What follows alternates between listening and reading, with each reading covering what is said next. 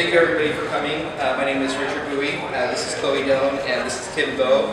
Thank you for coming to our interactive panel discussion on cosplay photography at the Sales Convention Center. We want to try to keep this as interactive as possible. So feel free, if you see something, you have a question, raise your hand, ask out. We're more than happy to take some time to try to answer any questions that you guys might have. So this is my buddy Richard. I'm all about fancy movie. Besides shooting cosplay, he does weddings, engagements, lifestyles, and of course cosplay. These are just examples of my work, as a wedding photographer and everything.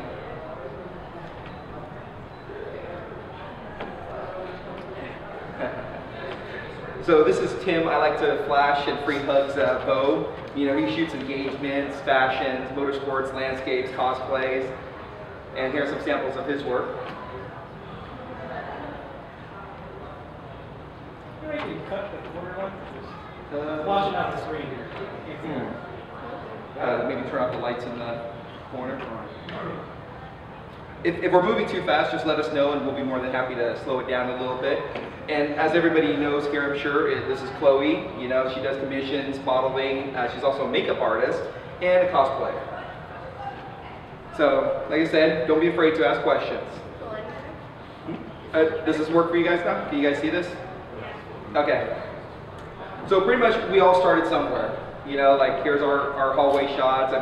You can see that, very boring, very exciting, like the bag right here in the picture,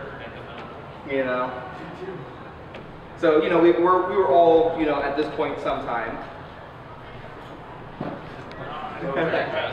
So, Chloe's going to talk about how to approach cosplayers. Alright guys, so rule number 1, don't be a creeper. But anyways, if you really want to approach someone, just keep in mind, don't be afraid to ask. Because I met some photographers who are like, oh, I really want to take a picture of you, but I was too afraid to go up and ask, so I never did. I was like, well, most cosplayers, they spent all this time making costumes, and they want their picture taken, so do not be afraid to ask. But when you approach them, just make sure to keep in mind,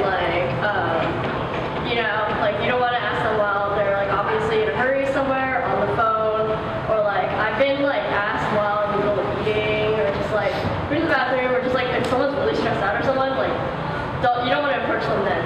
But when you do it, if they say no or they're busy, just walk away, or ask if maybe come back later, because they're probably busy and you don't really want to bug them, and you don't want to be really rude either. And yeah, it would also help to introduce yourself and say maybe you have websites, or also to approach them, just compliment them, and be like, oh, I love your costume, would you like a shoot? Yeah, basically. Oh, and yeah, the other thing, if they do agree to shoot, just make sure to set a time, or ask how much free time do you have, or know exactly kind of where you want to shoot, or in this corner or somewhere, because sometimes we don't have a lot of time, so it ends up wasting everyone's time if you're just running around looking for a location to shoot. So our part we're going to talk about is interacting with cosplayers. This is something that doesn't often get talked about. And so some of the things that we're going to be talking about is projecting, planning, connecting, touching, and don't be creepy. So for the first part, projecting, it is true when people say that most of this is just showing up, showing up on time, being there, being ready, being prepared, and also being professional. The way, how you dress, how you talk, how you approach, introduce yourself first, mention hi, my name is, instead of oh, you want to shoot, let's go shoot, or hey you, that kind of deal. Being nice, just overall niceness. And also, you want to provide a way for the cosplayer to be able to contact you, because by the time the con is over, they've probably been shot by 100 photographers quite easily. Walking around, hey, can I get a shot? They're not going to remember every single person that shot them. So by being able to give them a business card or something with a website or a link or something, when they're done at the end of the con, they could go, oh yeah, this guy took a photograph of me. I can go check out his pictures or her pictures. Oh, these look really cool. So so that's always a nice thing. And you don't even have to make fancy business cards. It's just something that can be printed out on your computer and just handed to them so that they can be able to take it and remember it. There's also planning, location, like before you come to the con, I mean, there are easy ways to figure out because they tell you exactly where the con is going to be, like for example, the Marriott. So you could easily like look online to see photographs that have already been taken here. You can also see like on Google Maps to check out like surrounding areas so that you know before you get here, okay, these are some cool places that I might want to shoot. You may not be able to see like quite in the hotel itself, but you can sometimes find photos like on Flickr where people have shot in here before, most likely. And also, one of the other things too is like when I first get here, one of the first things I do before I pull everything out and start looking for somebody to shoot, I spend some time to just kind of explore the place, walking around. It might sound like a big waste of time, but in honesty, if you spend like a good 30 minutes just walking around first, go up every level, just kind of take a brief look around, you're going to make this mental list of all these cool places that you want to shoot. So then when it's time to actually shoot somebody, you'll be like, oh yeah, I remember this spot that I saw. I think it's going to make a great shot for this character. So you don't even waste their time. You get right into shooting. Bam, bam, bam. And also another good thing too is putting together like maybe a list of cosplayers that you want to shoot. You don't have to like schedule every like minute or hour out, but just kind of like maybe a few people that you would like to shoot, or at least have something scheduled so that you know that you have something, something to look forward to, something that you can get started with planning and everything. And also think of poses. You don't have to use them, but at least have something in mind so that when you're with the cosplayer model, you're not just like, well, let's try this, let's try that. At least you have some backup poses or something in mind that you could already be like, okay, sitting in the chair, turn slightly, or that kind of stuff. So you already have like something to pull from and get started. They may not be the best shots right off the bat, but at least there's something to start with. So, connecting. Alright, so when you're actually doing the shoot, you want to pay attention to what you're doing, to focus your attention on your cosplayer, your model. Don't text people, don't make phone calls, just be there in the shoot. Another good tip is to remember their name. So you're not constantly like, hey, can you do this pose, right? Just be like, hey, Chloe, can you do this? Chloe, can you do that? Right? And it gives them a sense that you know what you're talking about. And also making eye contact is good too, because as you're talking to them, sometimes I have the tendency to kind of look around because I'm trying to check something out too, but it's kind of a little bit rude because they think that, oh, you're not caring about them. So at least try to make eye contact, like, hey, can you try posing like this? Maybe we'll try this, and then maybe let them know that, oh, well, I'm just going to kind of look around a little bit, so that they're aware. They're not exactly mind readers or anything. So. Right. And then so you want to interact with them as the shoot goes on. You want to constantly talk to them, ask them about their character, because a lot of them, they're doing these cosplays because they love these characters. So just make small talk, whatever keeps the flow going. And if you guys like, because you don't have to sit there and try to ask their whole life story. It could be something as simple as like, well, tell me about your character. Like what you have poses in mind, or oh, give feedback, like that's a great pose, let's try this pose. If they have a pose in mind and they do it and it doesn't look as good, don't tell them, oh, that's a bad pose, because that doesn't feel very nice to be on the receiving end of that. Instead say, that's a good pose, let's try this a little bit, let's tweak this a little bit, so then they'll feel a little bit better about it. So.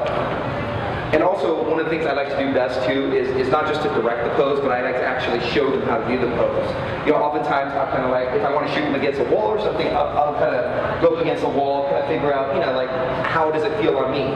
So, yeah, so that way, I could be better able to direct them and also tell them like, well, can you do the pose like this? So they can kind of look, take in, because I'm very visual. So when I see somebody do it, it's easier for me to replicate it than try to like follow somebody's directions where they're, well, raise your right hand. Well, okay, so demonstrating it will be much quicker too. And yeah, ask if they have any poses in mind, because sometimes they do, not always, but sometimes. And the last thing about connecting is expressions make the shot. So, like, while you may have a killer pose in mind and they do this killer pose, but if their face isn't like, if they're not emoting the character, the shot isn't going to look right. You're going to look at it and maybe the person's like, looks bored or something. So it may be a killer shot, but if they have a bored, facial thing, then it's kind of like, well, the person looks bored. So it could have been a great shot, but, or if their eyes are closed or a smirk when it's not supposed to be. So those are things to be aware of. And then Chloe's going to talk about touching, or rather not touching. Yeah, definitely always ask permission, because some people are just very squeamish and do not like to be touched.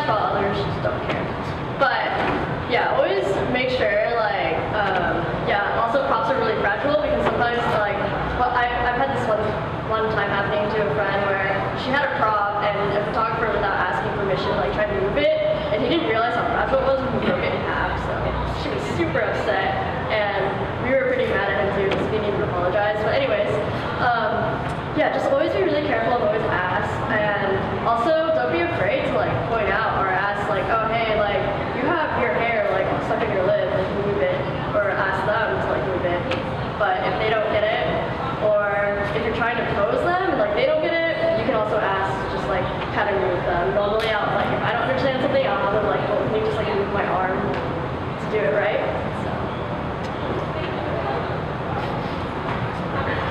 Trying not to be creepy. You know, I mean, it's one of those kind of weird things, but you know, basically the essence of it is just be yourself. You know, don't try to be something that you're not. You know, like you're like, oh, you know, I want to try to be cool and sound cool to this cosplayer or something. Just be yourself. I mean, you know, there's like 6 billion people in the world. You know, there's going to be people like you. You know, so if you don't connect with this cosplayer, you know, that's just life. You know, move on. Don't sell yourself short and try to appeal to them or something. Maybe they like this, but you don't like that, and you're just trying to like go along with it. Because the more that you try to be something that you're not, the more creepy you're going to appear. You know, so just be yourself when you're, you know, doing this kind of thing. So we're going to try to do a demonstration. It's going to be a little tricky because we probably need a little bit more light in here. So when I try to figure out. What's up? Oh, okay. So for this one, you know, so I'll give you an example of like how to ask a cosplayer. So Chloe, if you can stand up. So oftentimes this is how I approach cosplayers. You know, first I ask them, hey, you know, my name. If I didn't know Chloe, I'd be like, hello, my name is Richard. You know, Nice to meet you. Pleasure to meet you. I'd like to take a photograph. Do you mind? Do you mind if we, you know, step off over here and do a quick shoot or something? Sure. So then we've established a connection. You know, she knows who I am, and I might give her a card. I might be like, here's my card, so you can find the photo later. So then she can put it in her bag or whichever. So then while we're shooting, let's say snap, snap, snap, snap, snap, snap, and then I'm like, you know, let's try to pose. Can I touch you to pose you? You know, you ask first, and then you actually change it. So then you can like, you know, touch them to like put it somewhere, like put it there. You know, turn a little bit and move your hair back slightly. Turn your waist slightly towards me, yeah, like that. Snap, snap, snap. You know, that kind of deal. I mean, you know, it's simple as that. You know, just asking for permission. I'm a very kind of touchy-feely kind of person. I believe very much in like there's connection. There's a lot of connection in touching somebody. I mean, we like to be touched. I mean, some of us not so much because of bad experiences, but you know, exactly. But sometimes something as simple as like oh, let me move this hair a little bit, even if it doesn't like need to be moved, by kind of moving it out of the way, what you're doing is you're connecting with the cosplayer, in which she now feels more comfortable because she's like, oh, you know, he or she is here to make me look good. You know, it's not like you know, because most of the time they don't know what to expect. Most of the time they see you as this big lens and camera. They don't see you as you. So by connecting and just like, oh, okay, you know, this hair was in the way, beautiful. Snap, snap, snap, snap, snap, snap. Now, you know, they're gonna feel more connected with you because of that. Something as simple as that. So now we're going to move on to locations, all the possibilities between ambient lighting and strobes. We're not going to go into so much about the whole like you know, shooting ambient and shooting strobes, but we're just going to go over techniques that you can work with. Alright, so the biggest problem with shooting at conventions is the crowds, right? There's always people everywhere, and so the main thing is to try to avoid shooting at a crowd. There's things you can do like shooting the opposite direction, right? So you might see a crowd on one way, but the cosplayer is probably standing with their back to a window or a wall or something, so you can just move yourself a little bit and get a better shot. You can also use crowds to your advantage. Like, let's say, for example, if the cosplayer is like Cheryl from Macross Frontier, big performance character, you know, she performs in front of a crowd. So you can incorporate, you know, like let's say if there's a bunch of photographers taking a picture of her, nothing says you can't go behind all the photographers and zoom in to photograph her. Make them into looking like the audience. You know, something simple as that. Or you could go turn around the other way, shoot so that the photographers are shooting towards you and you're getting the backside of the cosplayer, you know, same character, you know, so then it looks like a paparazzi shot, like all these photographers are paparazziing this character. So that's one technique of making crowds work for you if you have to shoot in hallways or whichever. Use them as elements. Yeah, so if neither of those are options, then you can use a fast aperture lens, you know, something like f2.8 or wider, and just blur out the crowd. Just kind of get in there, get up close. If you can't get up close, another trick is to use a longer focal length, right? So you're shooting at over 100 millimeters, like 135, 200, something like that. And even at, you know, 5.6 or higher on one of those lenses, if you get like a nice headshot at 5.6, you can still blur out your background and negate it. Yeah. And also using low angles. You know, sometimes something as simple as getting down on your knees and shooting upwards is going to get rid of people, because unless they're like 20 feet tall, most of the time you're going to be like shooting past them. So using those angles are great ways to do it. And also you can also use flash to kind of cancel out the background as well. So here are some just, you know, like samples we'll kind of blow through, you know, showing like what you can do with fast aperture lenses, you know, tight crops. You know, these are all basically shot where there's a lot of people around. And an example of shooting low angles here, if people don't recognize, this is Avid Wayne, you know, great photographer, you know, and then you get those really, really low angle shots right here, especially when they're wearing skirts and everything. That's Ricky Pye, Sharon, another great photographer, you know, just shooting low angles. And here's an example of using flash to cancel out the background. You can kind of almost notice some people in the background, but you notice how most of it is black and the focus is really just on the character. Here's a behind the scenes shot. This is at Fanime. This is the registration area. So we're going to try to do samples in this room? Yeah. Okay, so if we can get the, let's see if we can turn the light on real quick a little bit.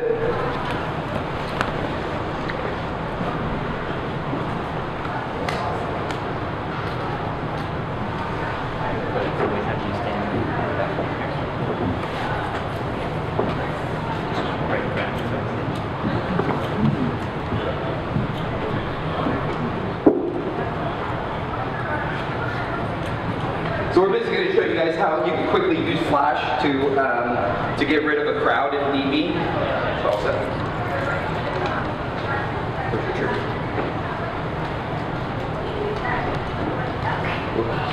Thanks.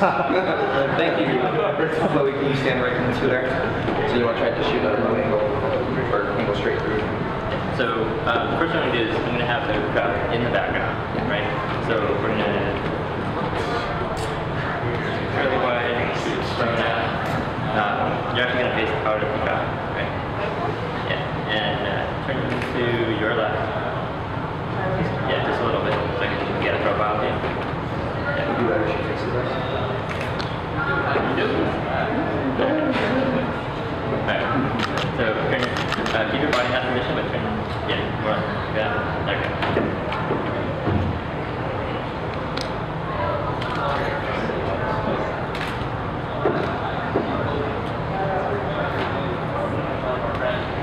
So basically, with using flash, it's something as simple as altering just your shutter speed. That's all you really need to play with. I mean, it's kind of it can get complex, or it can be really easy just by doing something simple as this. We're not going to get too much into like how to do it, because you know it's a little that could be a whole topic in itself. But just to show you guys the possibilities of how easy it can be done.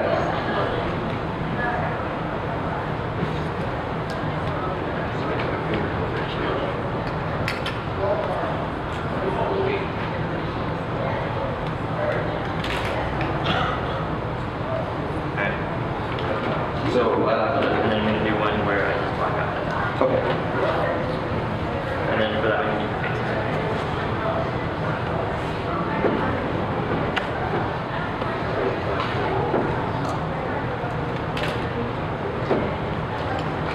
Okay. So, you want to try extracting it? Yeah. Okay. So, using all the hotel floors. You're gonna do it right now? Yeah. Okay. So using all the hotel floors, like you guys will be amazed by just going up like a floor, sometimes 2 floors, or you know, like even the top floor, because all these hotels sometimes they have like they have restaurants on like the 3rd floor or something, and those make for killer locations to shoot at. And there's also some cool paintings and decor. You know, like they may have like a floor that's dedicated to big paintings that can make for killer backgrounds. There's also like, if you go like, sometimes they have like basement floors or something where you can go down to like, you know, 1 floor down like loading docks. Like here at the Marriott, they have like kind of a loading dock area. Like when you walk out and you make an immediate left, there's kind of like a nice, it's more for their, you know, to store all their like chairs and all that kind of stuff, but it makes for a nice industrial feel and look where you can, you know, get some cool like that kind of shot if there's a character that fits that.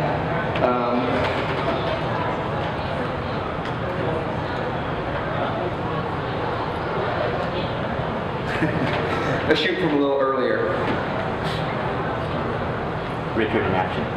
Exactly.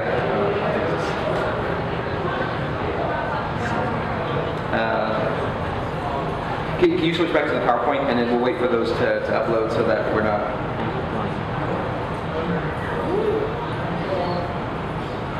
Okay.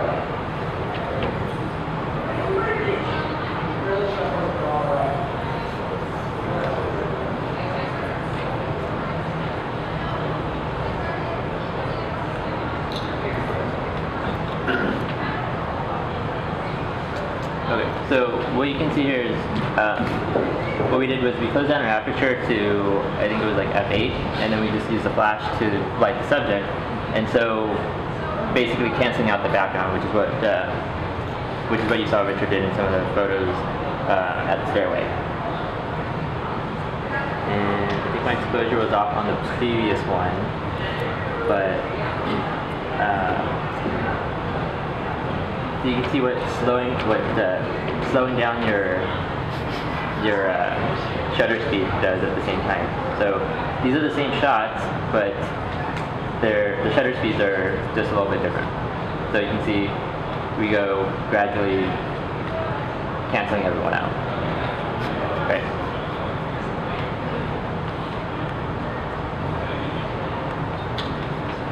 So here are some examples of shots that are taken like, different areas of the hotel.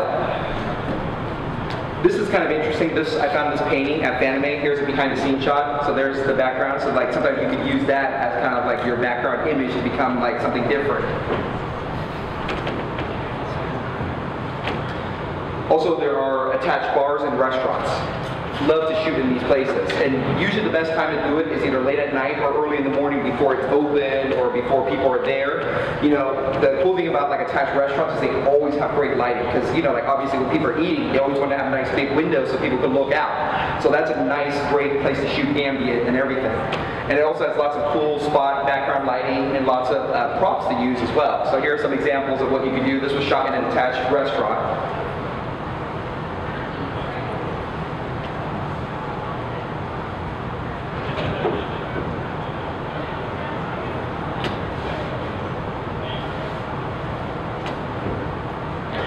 So one of my favorite places to shoot is in stairs and stairwells and stairways, because there's a lot you can do with it. You can shoot from above or below. You can use the railings for different effects. You can do sitting and standing poses, and there's a lot of variety there. If you do an interior stairwell, it's usually like dark and grungy, like in hotels. The exterior ones, like around the convention center, are much brighter, and it helps you arrange people also, because you can stand them using steps high or low. So these were all shot in stairwells or stairways.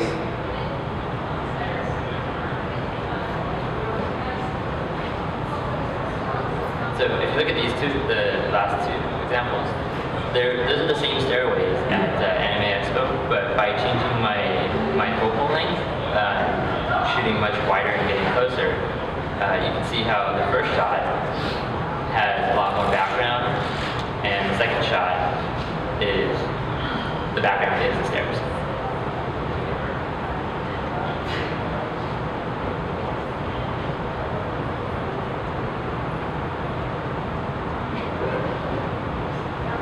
So parking garages. Every hotel and every convention center usually has them. They're also great places to shoot. They're dark and grungy. They have the way that the lights hit, because of the opening like a cave, they create really cool opportunities for awesome lighting conditions. There's a lot of decorations, signs, things that you could incorporate, a lot of props that you could incorporate. And sometimes when you go to the very top of the parking garages, you could get a nice expansive view out of a big city or something where there's not going to be much distractions. So here are some examples of shots that we've taken in parking garages. This is one of my favorite shots by Tim here, the whole silhouette. We're talking about using the edges. If you go further down to kind of where the top part ends, if you stand outside and you're shooting in towards the garage, you're basically all the light behind you becomes a giant softbox. It gives very nice soft light.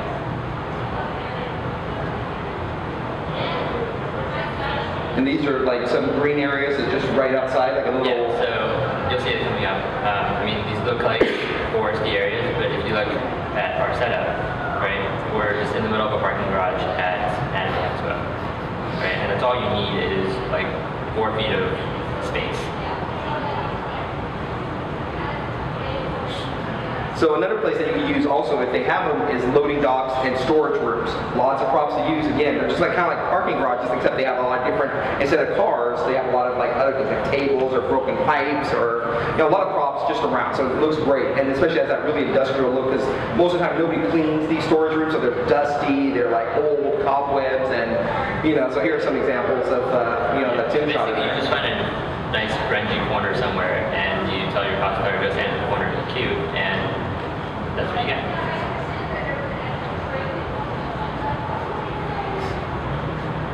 Conference rooms too. These are great places because they're large open spaces like this, and oftentimes you may have furnitures in them that you can make use, and there's sometimes that they have like nice large windows. Not always. Most of the time conference rooms look kind of like this. They're just kind of dark and dull, but you know, sometimes they'll set up things for you too. Or you can there's nice couches here in the hallway that if you just go grab them, you can use those as well. But you basically just turn it into your studio. Now, hotel convention lobbies. These are the most tricky places to shoot. You have to have the most patience for them. They usually have the great decor because if you think about it, they're always the most nicely decorated area because they want to make the first impression. So as soon as you walk in, they usually have all the best of the best right there. So they make for awesome places, you know, to shoot. Plus, they're like occasionally mirrors as well. So this is the blue, excuse the stormtroopers and Chloe there, but this is the blue background that I use at WonderCon to shoot, you know, these. They very simple, just quick. Mirrors. So this is actually in the walkway between the South Hall and the West Hall at Anime Expo. It's usually just all carpet, but there's blocks where it's a marble or concrete or whatever that is. It's just a patch of black, and we shot this like at 9 p.m. and it was pitch black, and so I had someone hold my cell phone next to the cosplayer's face to focus, and then use that. And also, just outside of the convention center and hotels, like literally like the walls of the hotel or convention centers can offer some great like places to shoot. Like sometimes they have ledges where you can just tell the person hop up there and, you know, and we'll shoot. This one is kind of cool at this hotel that I shot back in Sacramento. This is the spot right here. I had him climb in, shot a low angle, and through used flash, and that's how I got that shot. So you have to kind of sometimes see those shots that don't, you know, that seem apparent to you. Right, so if you see the last shot, it also looks like a nice grass area, but we're actually just on the corner.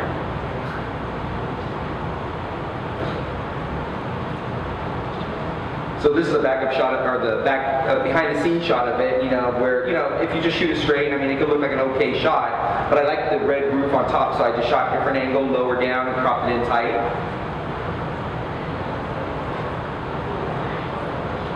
This is just across the street. You know, not here, but across the street from WonderCon. So just exploring really helps you find like cool places where there's not a lot of people as well. So this is actually right out front of the hotel here. Here's another behind the scenes shot of that one. Just right across the street from another hotel. Then this was just turning right behind it. So you can use multiple locations because if you do your homework and you find cool spots, you know, you can shoot forward, you can turn around, there's another cool background. So, and another great place to shoot is parks.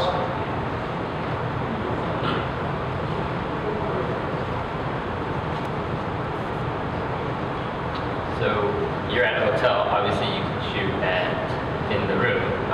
Most everyone here either has a room or knows someone who has a room. So you can get some of the more intimate shots. All hotel rooms have windows, so you can use those to your effect as well. You can get a little privacy.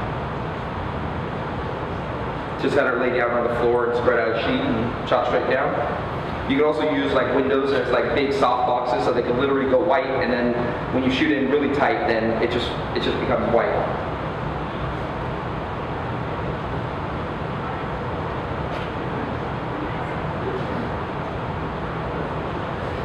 so we didn't have time to do this demo, but we came in here earlier and we just did some shots so that you can see, you don't need a whole huge area or anything. We shot this one just right in the back corner of the room there. You can see like the lamp post from the wall and it's standing her up. We just had one light and lit inside. And thanks to Chloe's great expression, you can kind of get that moody feel to it. This one is one light. We just shot it straight out that door right there. So we made it go black because we used the very fast shutter speed, and it's kind of like the whole using the shutter speed to black out the crowd. So that's how you can get a nice black background like that. Here's kind of the behind the scenes shot of it.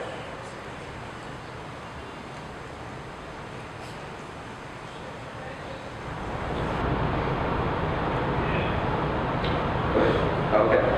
So another topic that we like to talk about too is daring to be different, doing things differently, try to look for that thing. So one of the things is different angles, going high, going low, on the ground, go wide, so here's some examples. This right here is actually a window, not a mirror. So by shooting at the right angle, you make it become a mirror. So, and shooting just straight down, straight up.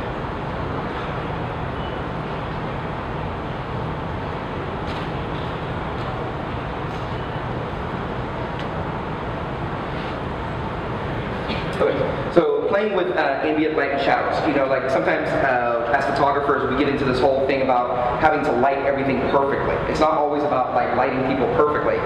In the world there exists lots of shadows and everything, and so sometimes you want to play with that, and creating shadows as simple as with the windows, light posts, signs, and billboards and parking garages. Don't always feel that you have to perfectly light the person's face. Sometimes you should shoot for mood and feel, not necessarily for technically correct composition or anything, because you never know, you might get something interesting that's different, that's cool, that just stands out. Here's a behind the scenes shot right here where the only ambient light is just right up there. Push your ISO. Don't be afraid to push your ISO. I shoot whatever ISO all the time. Don't worry about this whole concept of the clean shot where I always have to shoot at ISO 200 but the shot's blurry because it's difficult to handhold a slow shutter. Push it up, push it up. Sometimes the grain adds to the effect. If you had a camera that was made in the past 5 years, don't be afraid to push the ISO. You can go up to 3200 and it'll still be pretty clean. Yeah, and Lightroom 3 is phenomenal at handling noise reduction and everything as well. Another thing that we've noticed too that cosplay photographers don't concentrate on sometimes is details. Cosplayers spend tons and tons of time building these amazing props and amazing aspects of their costumes. So sometimes you want to focus in instead of always taking pictures of their full body or their face. Try to take pictures of their elaborate details. So I always think it's great when you can recognize a character by just a particular detail like that Supergirl shot from before. And you can see that the texture that she used isn't just a plain thing, so it's kind of neat. And this scar she spent a lot of time doing, right?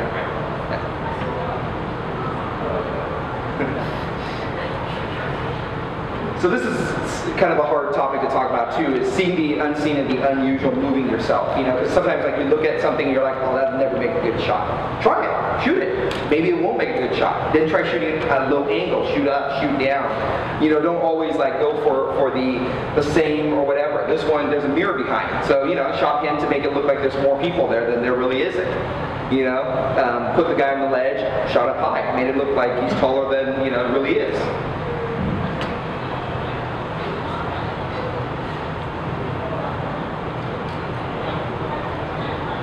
Choose places that people normally wouldn't shoot at. Right, so if you notice these two shots, the cosplayer hasn't actually moved. She's in the same place, she just looks in a different direction, but if you move yourself, you can get a very different shot.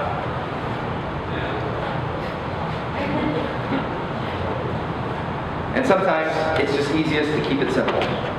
Just find a nice simple background. Don't worry about trying to go elaborate.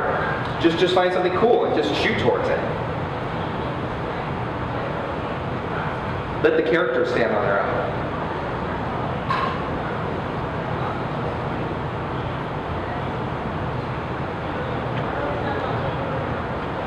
incorporate their props. Playing with strobes. Yeah, so if you see me at a convention, I'm usually dragging that cart full of light stands, reflectors, and all sorts of crap. But what you can do is, I mean, when you have no light or when you don't like the light that you have, you can just make your own, and that's why I like working with it. But you can do not just lighting, but you can do like effects, like you know, the wing shape on the back using the shadow.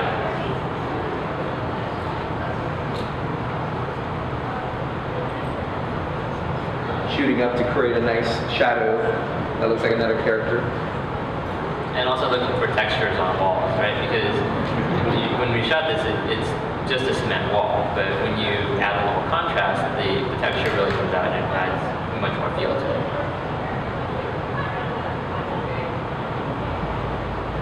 So this shot was shot basically just against a plain like hotel wall. All I did was I put a flash behind it and I put a red gel on it. So what that does is it makes the background red. So instead of like, you know, it makes it look like your own studio. So instead of just like looking like you shot it at like the, you know, against a hotel like wall, you create a different effect. You put different colors on it, purple, green, whichever colors you want. See, the wall is just a plain wall like that. So groups. I love photographing groups. This is like one of my favorite things to do. I know there's a lot of people who kind of stay away from it because it is kind of difficult to do. So here's some tips and tricks on how to photograph them, how to pose them, and you know, taking multiple shots. So if you look at this shot here, and if you just take each person individually, you'll see that each person, the shot can stand individually. So what I do when I do group shots is I try to like put each person in. I don't get everybody together and say, okay, well all you guys come in together and just stand there. Nobody never knows what to do.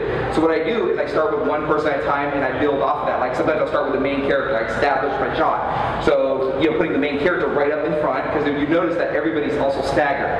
Nobody's really lined up straight, and the main person is actually the one that's to the forefront. So your eyes naturally gravitate to the leader of the group. And then I start building people, putting them in, having them turn different angles, and I have each of them doing something differently. So it's almost like a picture in a picture. So it creates like something more dramatic for your eyes to look at, rather than just a plain like, okay, everybody's standing in a straight line and let's just take a shot, a group shot. Same thing, you know, this is more lined up, but I have them doing something differently. And when you take like something simple, like it's just a couple people, nothing says you always have to take a shot that includes their legs or everything. Cut it tight, because what they mostly care about is, you know, their main thing. So, you know, so get their faces and get most of their body. Sometimes you don't always have a lot of space to work with. This was on a balcony at the hotel here, and you kind of just have to stack people. So you don't want to just line them up, so you can kind of I guess you can line them up, but you can line them up vertically instead of just horizontal. So here's another example. Just I had a picture-in-picture. Everybody's doing something because each of the people are kind of couple related. So I had each of the couples kind of relate or interact with each other. And then you could stagger them by spacing them too to create kind of a nice mood or feel for that as well. And I usually don't like stacking people in a straight row, lining them up like that. It just doesn't look good. It looks like cell phone towers. So what I did in this shot was I had the tallest and the shortest person look at each other. So it creates kind of a different look. It makes, when you look at it, you don't immediately always notice the height difference, but you see that there's something different in the shot. So that, you know, because there's no way I can position them in any way to make it, you know, to not have that cell phone effect tower. You know, sometimes you do action poses inside the shot. Nothing says that group shots always have to be just people lined up together. You know, and sometimes having the main person really up close and then having everybody else in the background can create a really dramatic shot as well. Or break into their fighting game actions. So thank you for coming to our panel. Here's our contact information if you guys are interested. You'll also be able to view this slideshow online. We'll put it up. It won't be for download, but you can at least look through it and view it and everything.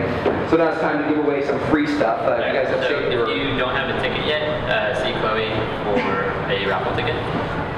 Anybody online? Does anyone have any questions or anything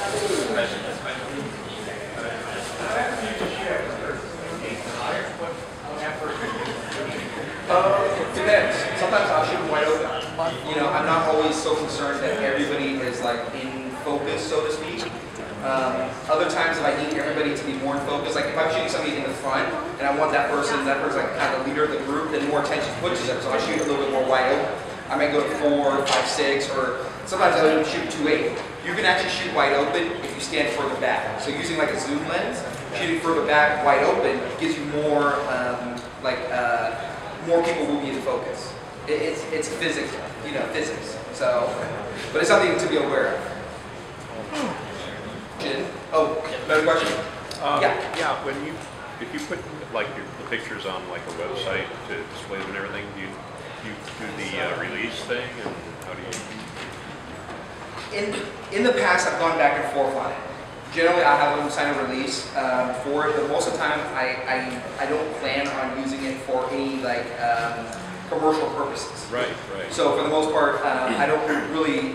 The route that I'm taking isn't so commercial with this, so I'm not really bothering too much with releases. So I don't know if Tim does releases. No, generally, like you said, if it's not for commercial use, then I don't bother. Yeah. But if you put it on, say, like your website, which is basically promoting you, Sure. It's almost commercial. But not selling anything. Okay. Not selling. I don't charge for photo shoots. You know, we're not really selling any products. You know, it's just kind of like a community. So there's no like exchange of money or anything like that. So that's why when we put it on the website, we're not really doing the release thing. What size shirt do you wear? Me? Yeah. Oh, XL. Sure, for a good question. Next. I have a question. Say you take a picture and you post it on your website and they ask you to take it down. Do you take it down? Yes.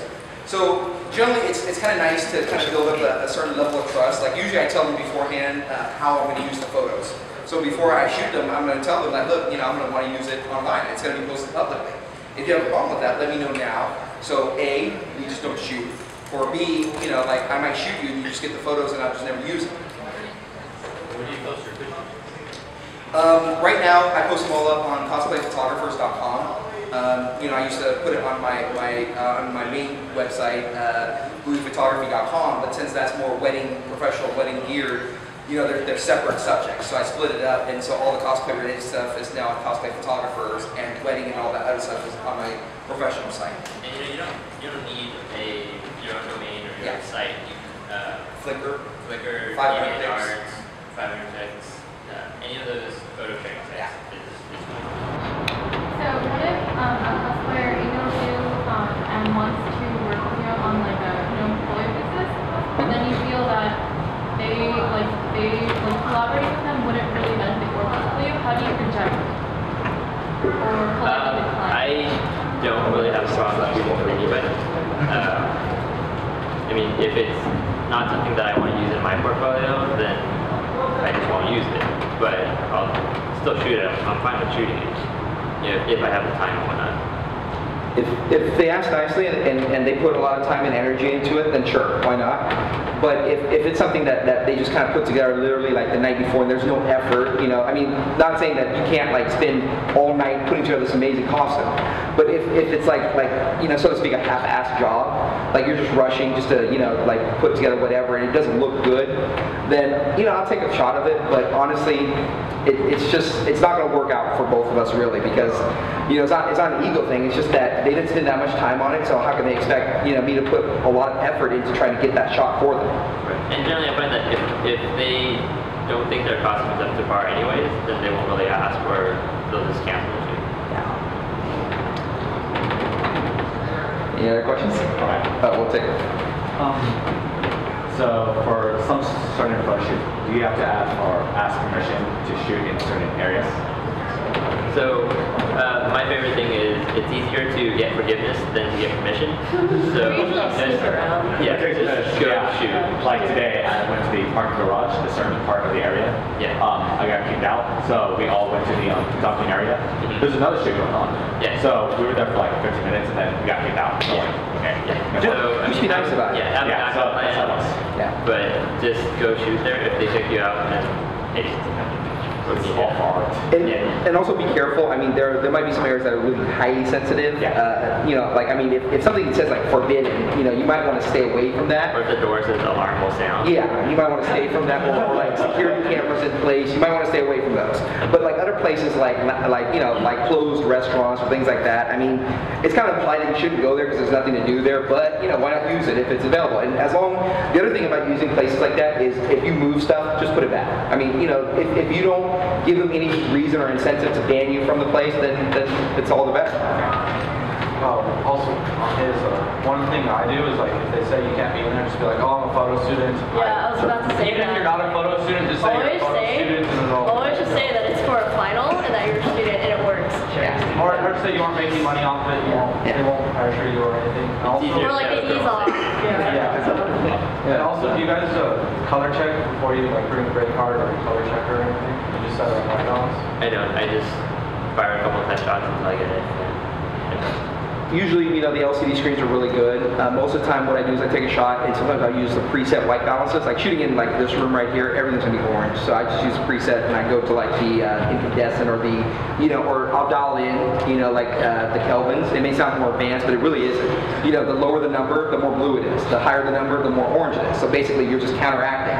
You know, when you keep doing it often enough, you start picking up like, oh yeah, you know, when you walk into this room, if I shoot in this room at 3200 Kelvin, it's gonna be a nicer color. It's not gonna be like so orange. It's going to balance, the blue is going to balance out that orange. So that's usually how I do it. I try not to do too much of it in post because it never comes out that great. But sometimes it does, and sometimes it works. But I like to do it in the camera because then I can just extract them and then do some quick fixes and I'm done. Instead of spinning, like having to fix every, you know, color thing. And it's much quicker too because it takes you, what, a minute or two to check the color and to fix the white balance issues in the camera, but it's going to take you much longer when you try to do it in Lightroom and Photoshop or whichever software you guys use. Right, but if you're bouncing between locations a lot, then you just shoot auto and deal with it. Yeah. Any other questions? Do you guys normally shoot in RAW, and do you ever consider giving, because I know I've been asked quite a few times by cosplayers to give them the RAWs, and I usually say no. Some of them get mad, but what is your experience and how do you usually, do you tell them up front that you're not going to give them RAWs, or does that come up often? I never give out RAWs, like very, very rarely. To cosplayers that I've done a lot of work with that I trust, then I'll give them the raw file, but generally I never do that. I shoot generally in RAW, mainly because I'm not like super confident all the time that I'm going to nail the picture right. I would rather just shoot in JPEG and be done with it. But you know, there's a lot of like different scenarios. Sometimes you have to do some major like editing, like removing stuff. So having a RAW works a lot better. Or if I totally screw up on the white balance, I can at least fix it easier, you know, than shooting JPEG. I usually never give out the RAWs. Just, you know, a matter of just. It's a course of like, you know, like it just feels like you're giving away too much at that point. So I usually don't give out RAWs. So like if you were paid to do a shoot, would you then give RAWs? Or are you still... Not unless it's specifically like I know coming into it that we agreed that I'm going to give up the RAWs. You know, it's all about basically being upfront. You know, like especially like even cosplay photography. You should really be upfront about it. Like, you know, you should tell them like, look, you know, this is going to be used how, this is what you're going to get, you know, and this is how long we're going to spend. I mean, there's really no reason to like keep it all secret and surprise them or anything. You know, the more upfront you are about it, the more likely you're going to get, you know, to shoot them again and their friends, and because you know this community is all about trust. You know, as soon as you get labeled as a creeper, you're not going to get shoots with anybody. Word just spreads like wildfire, and you watch that all of a sudden you're hard to get any shoots in. Nobody wants to shoot with you anymore. So it's always better to be upfront because then people are going to be coming to you like, oh, you know, he's very easygoing, very, you know, like all upfront, everything worked out, cookbook, and you know, kind of deal. So it's all about just being upfront. Even along those lines, I guess, because I've also seen some people kind of take my pictures, but they'll crop it and then they'll use it for something else. Do you tell them? Do you try to say, hey, don't, you know, take my pictures and not give me credit, or? I haven't really had that problem. I've seen it a lot on DeviantArt. A lot of people taking those pictures. I'll just send it out and be like, hey, that's my picture. Can you give me credit, or at least.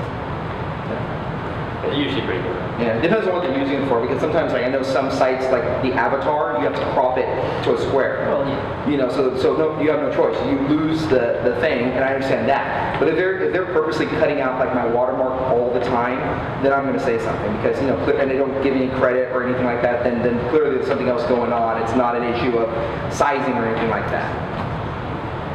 You mentioned watermark. You also embed copyright stuff on pictures.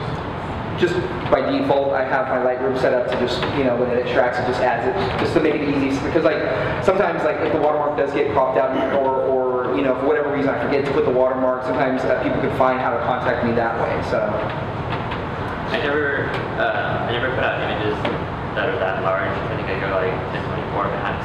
So I don't really care too much. As a cosplayer, like, say if we see a photographer's site that we like their pictures a lot and we want to do pictures with them, how do you prefer to be approached beforehand for like, I'm working on this cosplay, I really want pictures. Do we just email you and say, hey, I want to do pictures? How does that work? Because like, I worked with Tim, but like Betsy was like, Tim's awesome. I'll give you his contact info, but I've never really like contacted a photographer and been like, I like your stuff, take pictures of me, because I feel like that's, That's kind of how you should do it. Though. Yeah. I like your stuff, take pictures of me. Yeah. if you go to the person's website, sometimes they'll tell you how they like to be contacted. Not always, but sometimes they'll say, oh, if you're interested in a shoot, email me, private message me. If they're active on forums, they'll usually have something in their signature or something like that.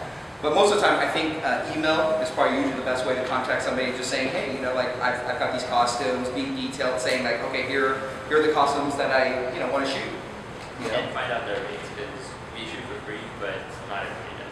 Yeah, and maybe Chloe has something to add, like in her experience of how she contacts other photographers. I'm sure people are just clamoring to her to, hey, can I shoot you, as opposed to. If I see like a photographer that I really want to work with, I will just go up, like, don't be shy about it, like just go up and ask them. Because usually they'll say yes, like, because everyone wants to just add to like their profile or their website or just shoot a new subject. So if I see someone, I have like, for example, DeviantArt, I'll message them there, or I'll email or Facebook, or if I see like maybe a friend, like what you said, a friend worked with them, and I was like, oh, who is that? Like, do you have like their email or something? And then I'll like contact them and do that. How do you feel about Come pick up your shirt a little bit later afterwards. how do you feel about backlit front fill pictures? How do you feel about backlit front fill photography? Backlit? Like having a flash behind the model and then having a reflector. We actually tried that on one of the shots. We couldn't get one that we liked, but it's certainly an option if you have the lighting available for it. 2 or 3 strokes will work. But yeah, whatever, anything goes. Lightest light, outside light, back light, front light, up light. It's just about, in my experience, in my opinion, doing a photograph, it's about creating a certain mood, a certain feel. So when you look at the photograph, like people shouldn't really be thinking in terms like, oh, so that he must have shot this at f8 at 1/125th kind of deal. They should look at it and say, oh, I like the moody light. I like how this character looks dark and evil, and that's what I want people to go for. I don't want people to so much look at it like, oh, I can tell that it's side lit, it's, this and that. Does that answer the question? Yeah, and you also, do all of you use like on-camera external flashes? Like ones that you can mount on a hot shoe? Yes. Do you use separate battery packs, or do you just bring a bunch of AA batteries to put in them? You charge full batteries. So I used to use battery packs, but then you're carrying a lot of gear. So instead of making the small flashes work harder for you, bump up the ISO on your camera. So then you could lower the power in your flash, because when you bump up the ISO on the camera, you're making your flash work less hard, so they recycle quicker. And then you may think that, oh, well, that's going to mean more noise. Noise comes when the camera doesn't know what black is. If you're introducing flash on your subject, I guarantee you there's going to be virtually no noise on your subject, even at 3200, 6400, I've done it. There's really no noise. Your background might be noisier, but who cares? That's your background. Nobody's really caring what the background is. What they care about is being able to get that shot of the person. So up your ISO to compensate for that. And also what I like to use nickel metal hydrate batteries. Because lithium ion, they drain a little fast. I usually use in loops. You can get them from Costco, like a whole pack of them for like $30 or something. And they're killer. A lot of power, and they and they'll recycle fast, and and they don't drain as like badly as lithium ions. So what if a cosplayer emails you and wants to work with you on like a portfolio basis, but then you feel that they collaborating with them wouldn't really benefit your portfolio? How do you reject or politely decline? I don't really have a problem with people but I mean, if it's not something that I want to use in my portfolio, then I just won't use it. But I'll still shoot it. I'm fine with shooting it if I have the time and whatnot. If they ask nicely and they put a lot of time and energy into it, then sure, why not? But if it's something that they just kind of put together literally like the night before and there's no effort, I mean, not saying that you can't like spend all night putting together this amazing costume, but if it's like so to speak, a half-assed job, like you're just rushing just to like put together whatever and it doesn't look good, then I'll take a shot of it. But honestly, it's not going to work out for both of us really, because it's not an ego thing. It's just that they didn't spend that much time on it, so how can they expect me to put a lot of effort into trying to get that shot for them? And generally, I find that if they don't think their costume is up to par anyways, then they won't really ask for those scams to shoot. Any other questions? We'll take it. So for some certain photos, do you have to ask permission to shoot in certain areas? So my favorite thing is it's easier to get forgiveness than to get permission. So just go shoot. Like today, I went to the parking garage in a certain part of the area. Yeah. I got kicked out, so we all went to the docking area. There's another shoot going on. Yeah. So we were there for like 15 minutes, and then we got kicked out. So like, okay. Yeah. No So more. Just be nice about it. have a Yeah. So backup that's plan, not us. but just go shoot there. If they kick you out, then hey, But small for art. And also be careful. I mean, there might be some areas that are really highly sensitive. Yeah. Like I mean, if something says like forbidden, you might want to stay away from that. or if the door says alarm will sound. Yeah, you might want to stay from that. Like security cameras in place, you might want to stay away from those. But like other places, like closed restaurants or things like that. I mean, it's kind of implied that you shouldn't go there because there's nothing to do there. But why not use it if it's available? And the other thing about using places like that is if you move stuff, just put it back. I mean, if you don't give them any reason or incentive to ban you from the place, then it's all the better. Also, one thing I do is like if they say you can't be in there, just be like, oh, I'm a photo student. Yeah, I was about to say Even if that. you're not a photo student, just say you're a photo student, and then they'll. Always just say that it's for a final and that you're just doing it and it works. Or just say you aren't making money off it. They won't pressure you or anything. And also, Or like the ease off. yeah. And also, do you guys color check before you like bring a gray card or a color checker or anything? You just set it on white balance. I know. I just fire a couple test shots until I get it. Usually, the LCD screens are really good. Most of the time, what I do is I take a shot, and sometimes I use the preset white balances. Like shooting in like this room right here, everything's gonna be orange. So I just use the preset, and I go to like the incandescent or the, or I'll dial in, like the kelvins. It may sound more advanced, but it really isn't. The lower the number, the more blue it is. The higher the number, the more orange it is. So basically, you're just counteracting. When you keep doing it often enough, you start picking up like, oh yeah, when you walk into this room, if I shoot in this room at 3200 Kelvin, it's going to be a nicer color. It's not going to be like so orange. It's going to balance, the blue's going to balance out that orange. So that's usually how I do it. I try not to do too much of it in post because it never comes out that great. But sometimes it does, and sometimes it works. But I like to do it in the camera because then I can just extract them and then do some quick fixes and I'm done. Instead of spinning, like having to fix every, color thing. And it's much quicker too because it takes you, a minute or two to check the color and to fix the white balance issues in the camera, but it's going to take you much longer when you try to do it in Lightroom and Photoshop or whichever software you guys use. Right. If you're bouncing between locations a lot, then you just shoot auto and deal with it. Yeah. Any other questions? Do you guys normally shoot in RAW, and do you ever consider giving, because I know I've been asked quite a few times by cosplayers to give them the RAWs, and I usually say no. Some of them get mad, but what is your experience, and how do you tell them up front that you're not going to give them RAWs, or does that come up often? I never give up RAWs. Very, very rarely. To cosplayers that I've done a lot of work with that I trust, then I'll give them a RAW, but generally I never. I shoot generally in RAW, mainly because I'm not like super confident all the time that I'm going to nail the picture right. I would rather just shoot in JPEG and be done with it. But you know, there's a lot of like different scenarios. Sometimes you have to do some major like editing, like removing stuff. So having a RAW works a lot better. Or if I totally screw up on the white balance, I can at least fix it easier, you know, than shooting JPEG. I usually never give out the RAWs. Just, you know, a matter of just. It's a course of like, you know, like it just feels like you're giving away too much at that point. So I usually don't give out RAWs. So like if you were paid to do a shoot, would you then give RAWs, or are you still? Not unless it's specifically like I know coming into it that we agreed that I'm going to give up the RAWs. You know, it's all about basically being upfront. You know, like especially like even cosplay photography, you should be upfront about it. Like, you know, you should tell them like, look, you know, this is going to be used how, this is what you're going to get, you know, and this is how long we're going to spend. I mean, there's really no reason to kind of keep it all secret and surprise them or anything. You know, the more upfront you are about it, the more likely you're going to get, you know, to shoot them again and their friends, and because, you know, this community is all about trust. You know, as soon as you get labeled as a creeper, you're not going to get shoots with anybody. Word just spreads like wildfire, and you watch that all of a sudden you're hardly going to get any shoots in.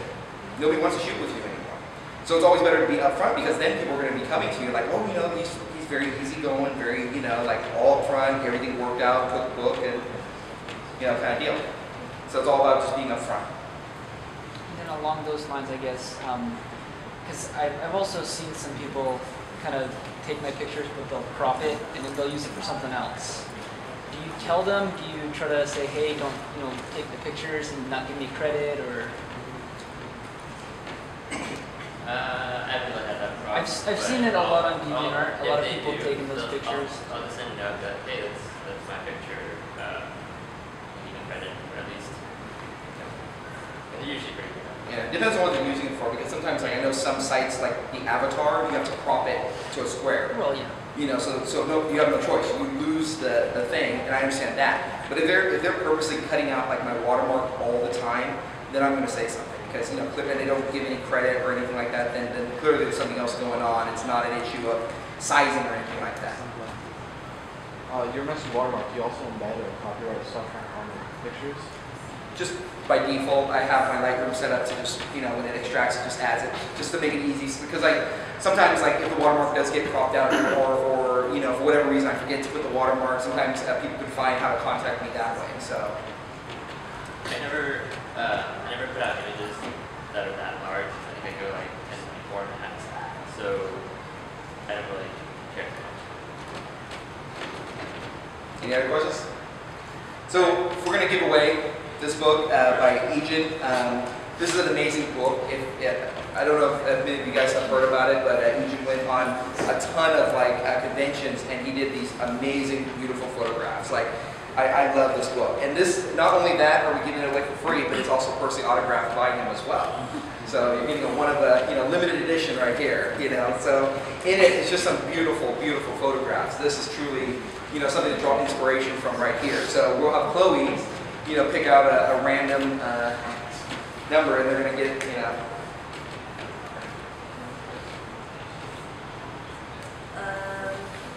I'm going to read the last three numbers. Yeah. 0, 1, 3. Congratulations. Wait, who? Okay, you want to come up and confirm the number, and we'll get the, so, yeah, I'll do it. So you want to handle the, well, I think it's, I owe one to,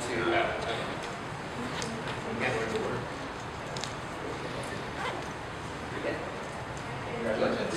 Alright, so our final prize is this fuzzy hat. That hat. Okay, let's go to which side is I only got these. 027. Oh, wait. 027. You got it.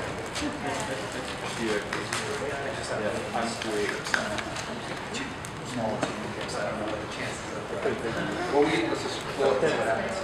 If somebody needs an extra large, I'll pay it on media.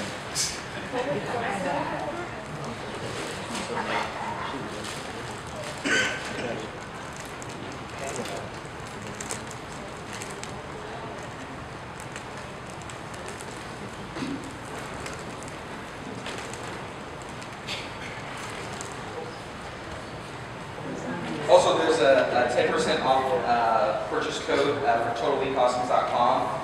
Expires on the 31st. Just use 5 rings 0112. And like I said, this will be online, so you can check it out. Like if you like us on Facebook or follow our website, we'll have links up where you can check out the actual PowerPoint and code. Will be in there.